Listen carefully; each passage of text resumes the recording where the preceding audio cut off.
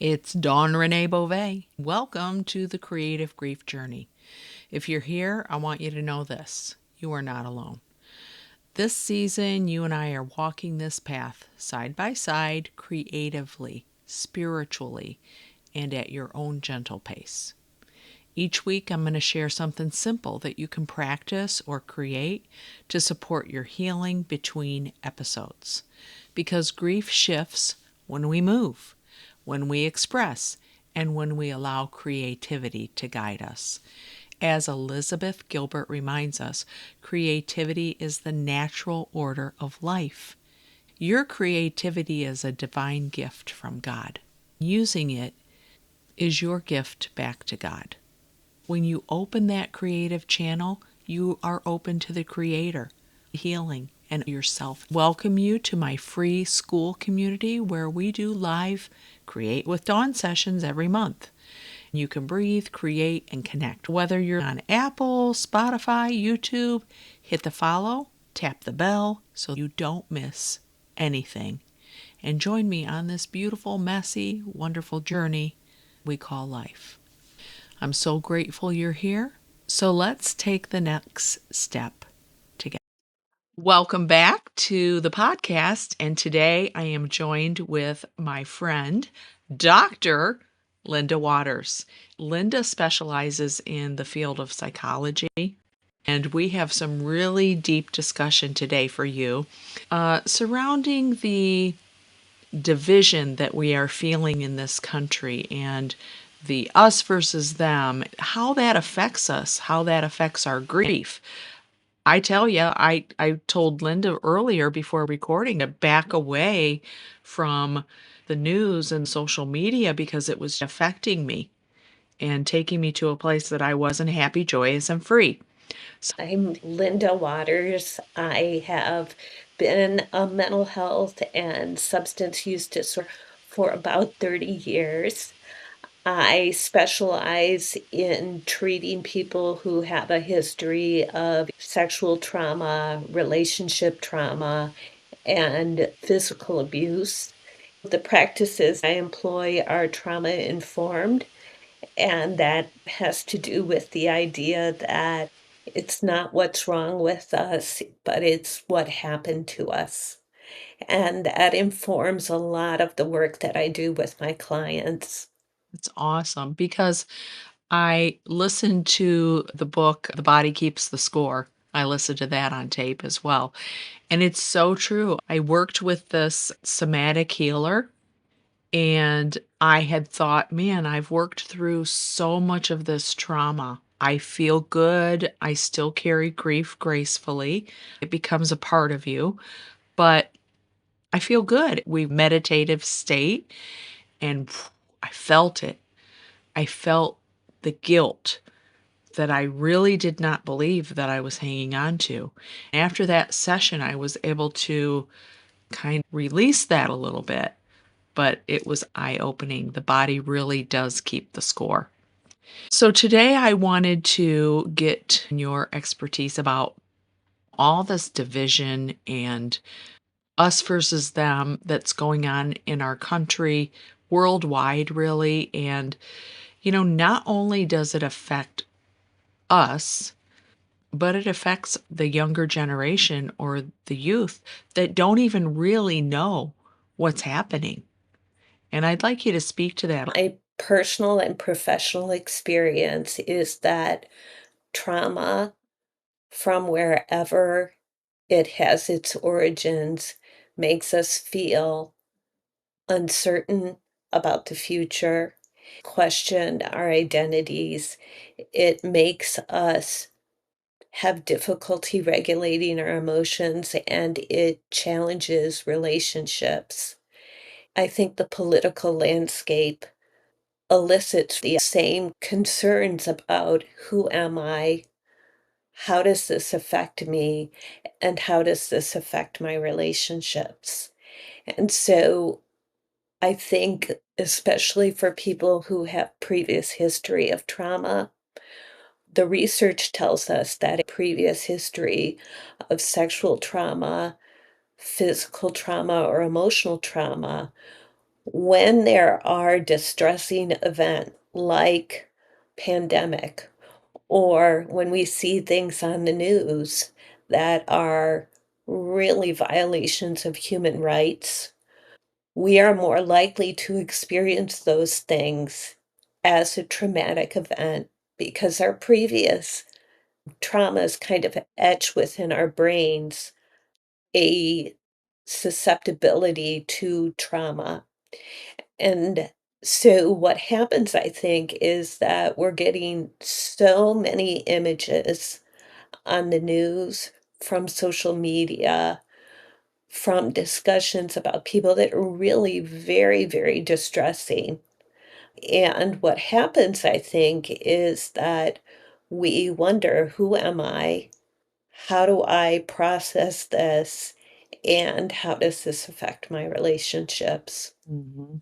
I remember, for example, overdose, because Bradley died from an overdose when I was in some support groups for some time, but I would see child after child lost, and every time it would be like feeling that loss all over again. And those groups served a purpose for me, but I had to remove myself because it was like ripping off the scab over and over. Think of it in the same way that trauma is a psychological injury. If you or I had a bad knee, we would, even if our knee was healed, even if we had surgery and physical therapy, that knee is still vulnerable because of the injury. Similarly, previous trauma can be re-injured because our brains are still vulnerable. Even though we've experienced some healing, our brains are still vulnerable. New images we see on the news or from social media can reactivate a trauma because we maybe have done some of the work to heal and we're still vulnerable. And I think with the political culture we're in, we hear people having opposing views, different fact sets, and people become very enraged about their political beliefs. There's some research suggests that people's religious beliefs and their political beliefs are equally entrenched. Actually, political beliefs may be slightly more entrenched than religious beliefs. So when we think about that, if you're a person who has a previous history of trauma and you see images on the news that really reflect violence or harming people or conflict that is just unresolvable, I think what it really does is it can reactivate previous trauma. Makes sense. Talking about the psychology of this invisible, indivisible type thing, and how we tend to find groups that align with our values, culture, our belief system, and we become more like. And then if we go to another group, we may not feel like we fit in. It was interesting. One of the examples they gave, one of the Ivy League schools did away with sororities and fraternities and instead had dinner clubs. He did studies on the dinner clubs because even though they were just simple little dinner clubs, each dinner club would dress differently and would act differently.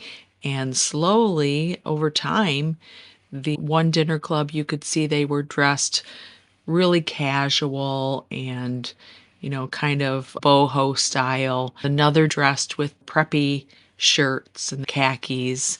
Within the group, some people had dark khakis, some light khakis, some wore striped shirts, some bright, but they were all the same type of shirt.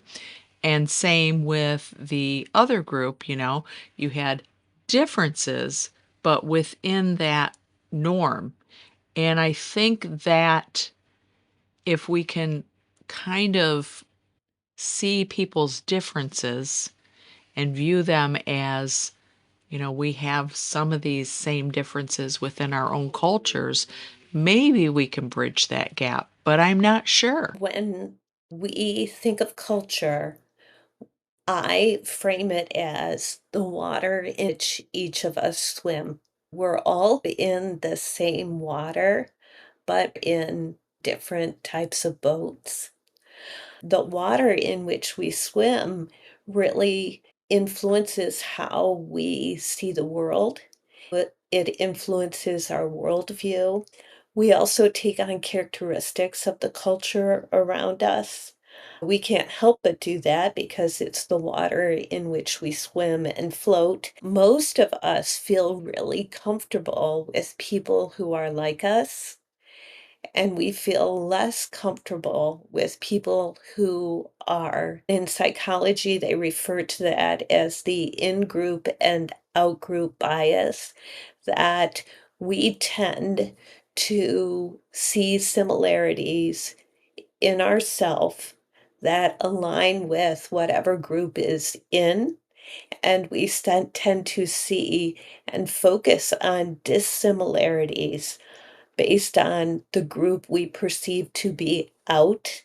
And the thing is with that is that we align our membership.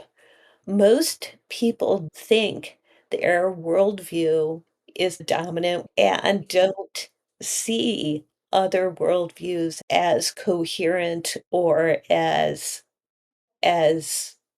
reasonable. We all see ourselves as more reasonable than the opposing side.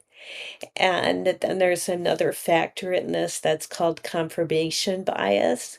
We tend to look for information that confirms a pre-existing position that we have on things.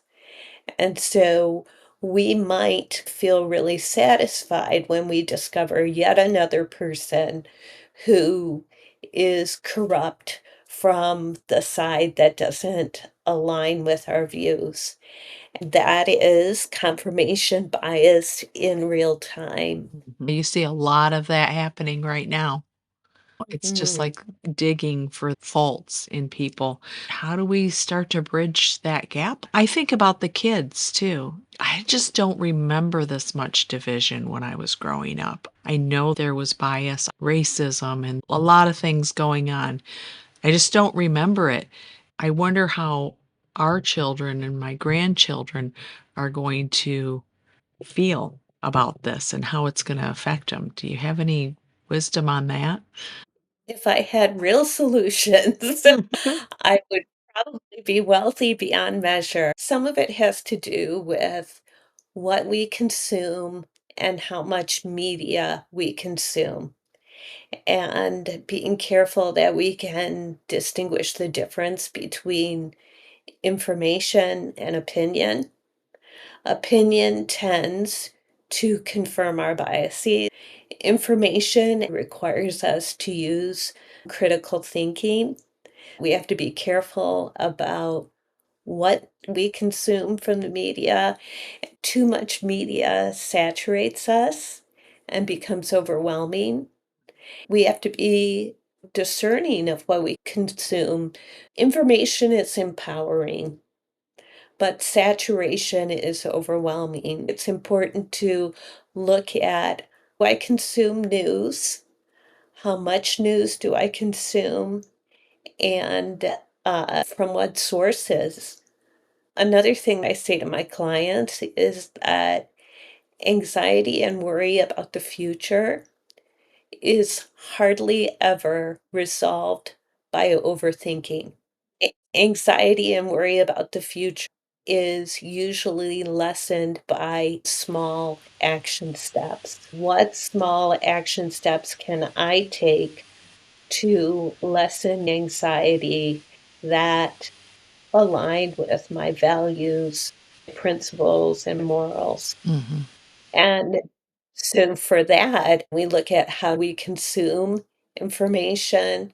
How do we um, make sure we're not overthinking. How can we act on things that are important to us? How do we cope with all of this? I tell my graduate students that these are tough times, regardless of the political spectrum. We have to figure out ways to cope with uncertainty. For folks affected by trauma, this can reactivate old wounds from trauma. We have to figure out, how do I cope with the uncertainty in the world and being intentional about it? I've found myself waking up, looking at my phone, getting on social media. I've made a conscious effort to not do that.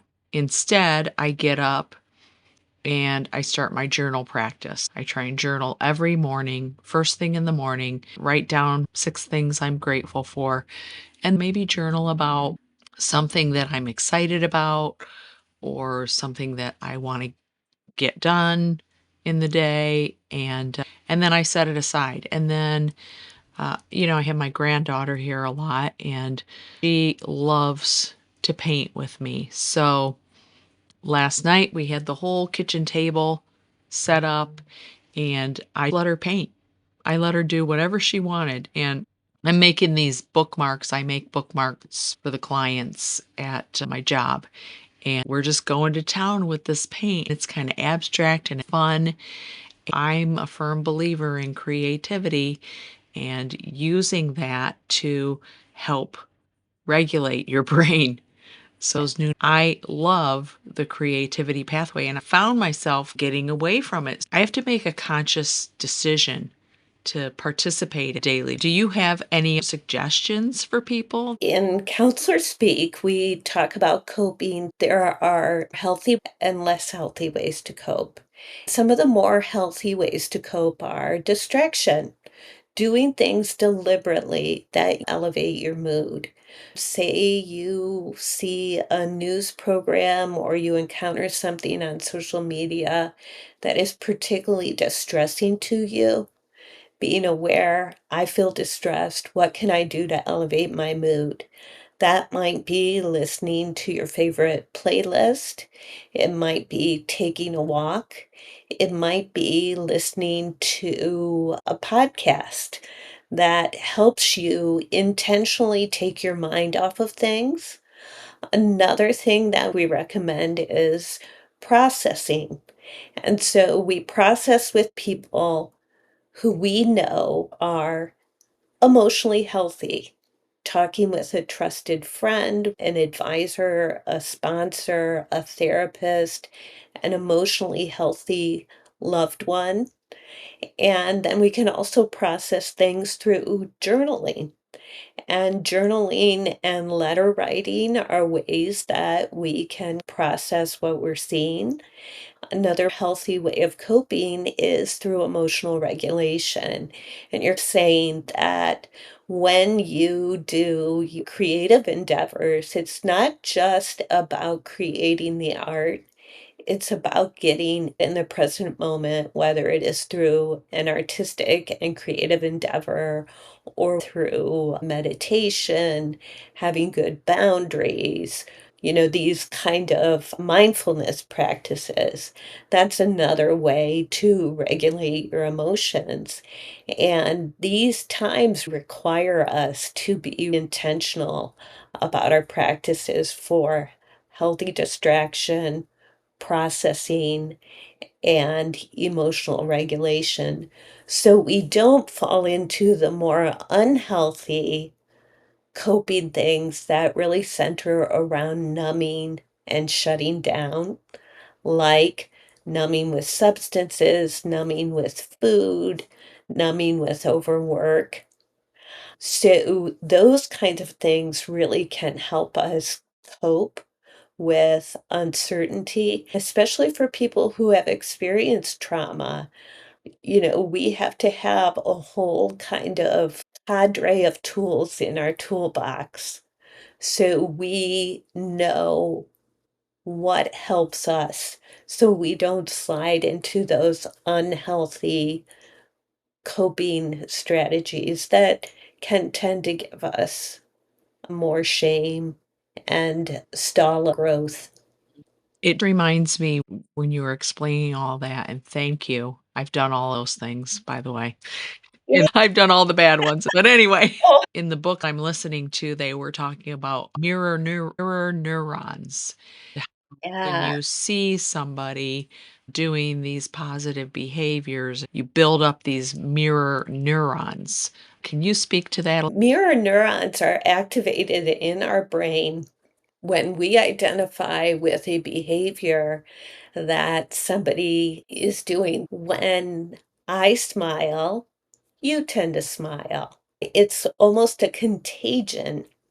When I get a silly laugh, someone around me gets a silly laugh, it activates a part in our brain that we can draw from later on.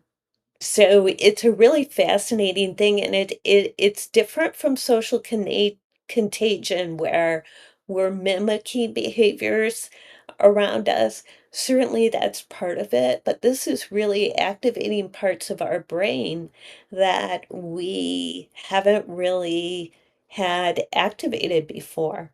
And so the mirror neuron concept is super important because we can activate parts of our brain that are healthy and function well. Conversely, we can activate parts of our brain that don't serve us. I totally get that. Thank you for explaining that better than I did. Let's see. There's one more thing I wanted to dive into is meditation. Recently, in the last couple of years, I've dived into my meditation practice. There's so much research surrounding meditation, being still, and there's, people who say this meditation's better, this meditation's better. I I think it's just doing it to get to that quiet space. And I'd like to hear a little bit more insight on the meditation and how that really does help the brain and help you heal through grief or any kind of trauma. Meditation is one of many tools to regulate emotions.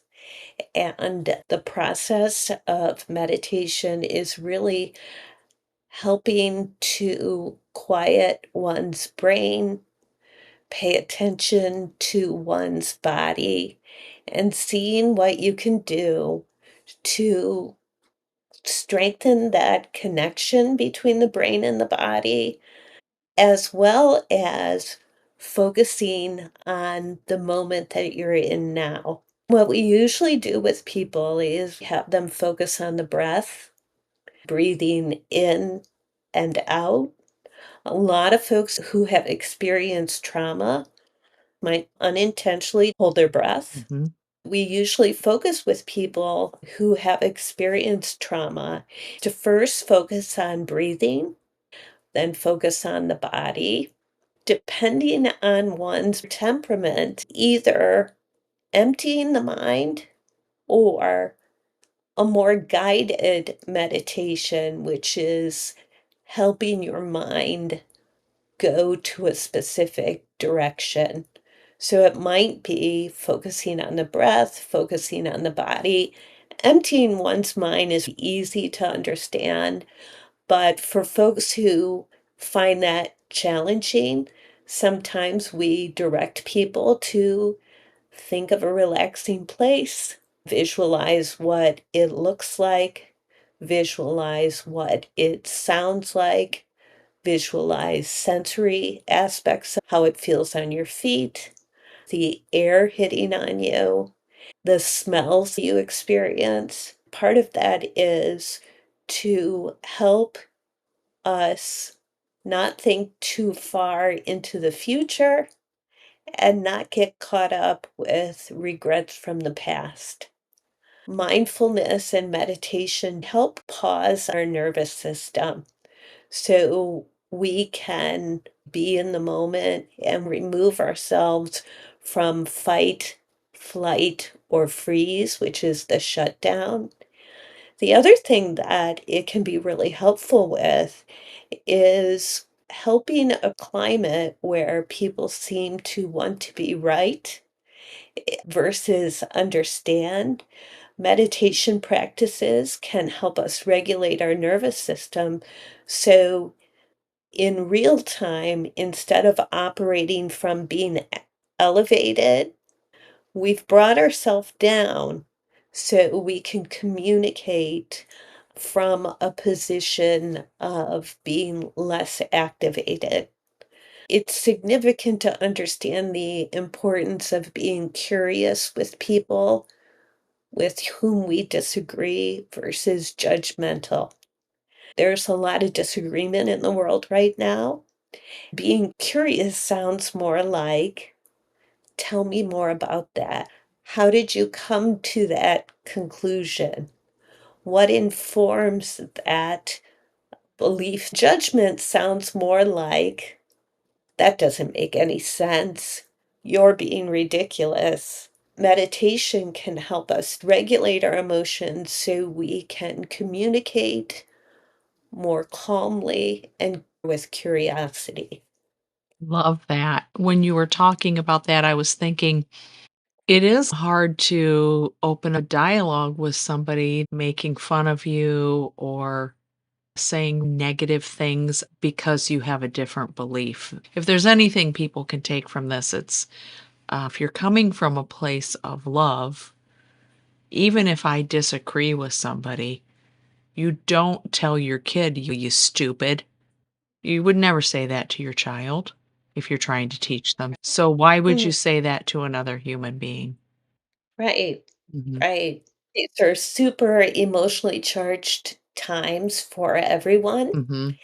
and particularly for folks who have experienced trauma, it activates us even more. And so we really have to be mindful of how are we emotionally regulated in real time? How are we expressing our opinions or beliefs? Are we being curious versus judgmental? Those really can help us, as well as being careful about what we consume from the media, how often and how much we consume, and how am I in general coping with what's going on in the world. Wow. So many nuggets in this podcast. If somebody wants to work with you, Linda, how would they do that? Do you do telehealth sessions? I am licensed in Ohio as an LPCC and a chemical dependency counselor. Folks experiencing their own substance use disorder may benefit more from group settings, but a lot of folks who have substance use disorder also have trauma, and so I can help them with their trauma. You can reach me at my phone number, which is 419-357-3452. I do in-person appointments in Sandusky, Ohio, and telehealth appointments throughout Ohio. I love people, and I am very passionate about the work that I do. Thank you for sharing your knowledge and explaining things. I appreciate this so much. Go out and catch some soul shine.